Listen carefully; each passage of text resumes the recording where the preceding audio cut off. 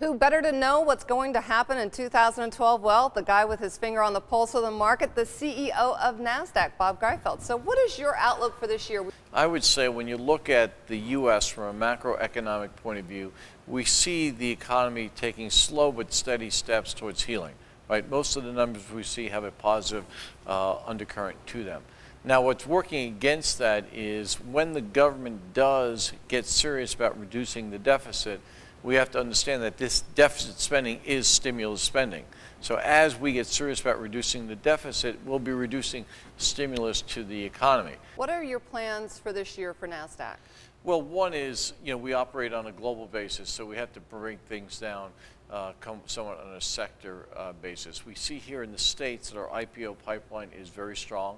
We had a strong finish to the fourth quarter, both in IPOs and in switches, so we hope that certainly continues. You mentioned listed companies.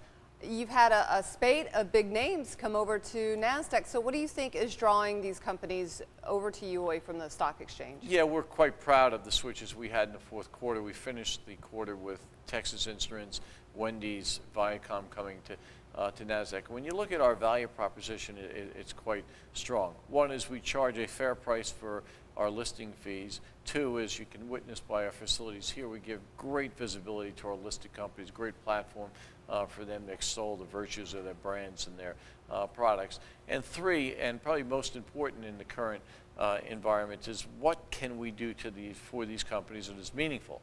And as I said, every one of the listed companies, whether they're listed on us, on NASDAQ, or somewhere else, say, it's hard. And it's certainly a lot harder being a public company than a private company. So we've concentrated on a suite of product and services that really eases that burden. And that's been a material benefit to us for these switches and for the IPOs that we've won. Do you think that there's going to be any acquisitions in the future for NASDAQ? Well, I think there will be. I mean, we typically in a given year will do one or two acquisitions. Some are small, some are larger. Acquisitions has to represent a perfect storm of opportunity where the stars have to line up. So in the past, we probably looked at 10 deals before we did one. I think that number is probably getting closer to 20 right now. We completed a small acquisition at the end of the year, which I think is very important to us, called Glide Technologies. And again, that's part of our theme of making sure we can provide things to our listed companies that's going to allow them to really have a consolidated view of the messaging they bring to the marketplace. So yeah, that will be part of our future. You mentioned the IPO pipeline. I know you guys have a lot of alternative energy names coming up in the queue for 2012. Do you feel like you're going to start to become maybe the home for that group? Because you've kind of been the home for tech, and now it seems like you're starting to become the home for alternative energy.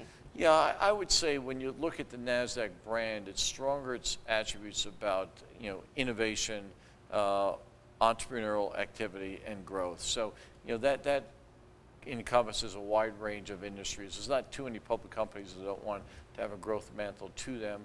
We clearly dominate the biotech in addition to the mainline tech industry, but people feel aligned with our brand who are trying to do something different in the world, and clearly alternative energy naturally fits into that that definition.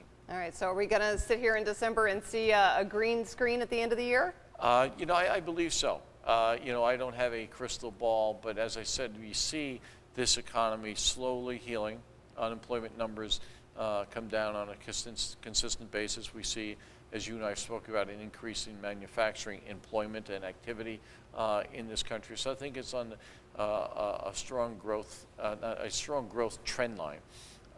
And I think with respect to what I identified early on, I think the business that we have with respect to the government and the deficits it runs will continue through 2012. That I feel pretty sure about in this election year cycle. So I think that will give the economy plenty of time to continue to heal.